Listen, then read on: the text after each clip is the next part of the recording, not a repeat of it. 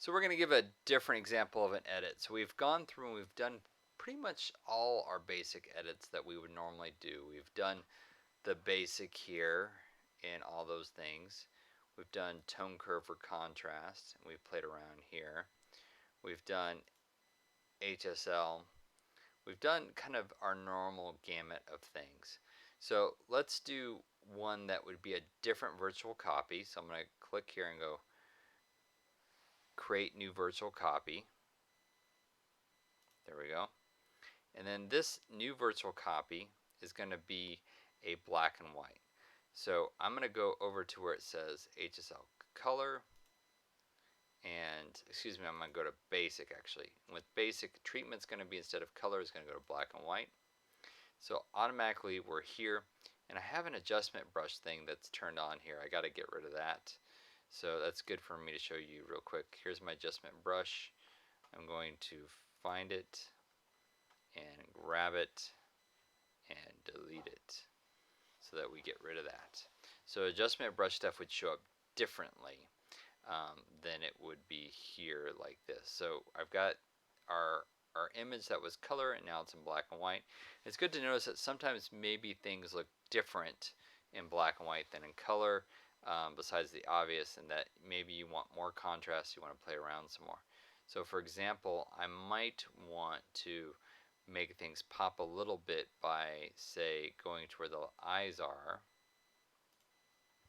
and lighting those eyes. So I'll take an adjustment brush here, and I'm going to go new. I'm going to up some exposure real quick, and I'm just going to try to get in here and lighten this area. Maybe I'll increase the contrast just a little bit, lighten the shadow.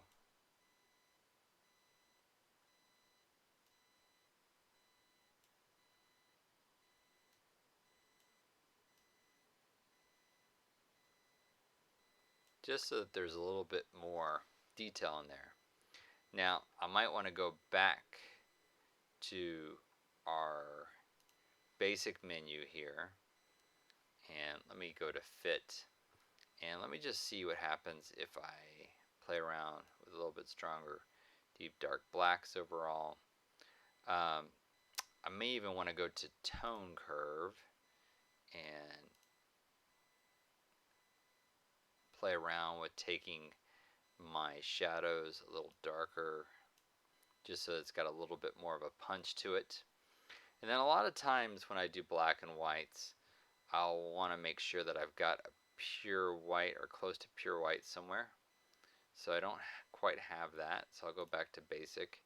I'm going to turn this on, and I'm going to take my white slider, and I don't want to do too much though. So let's just see. Up a little bit more. It's getting really close.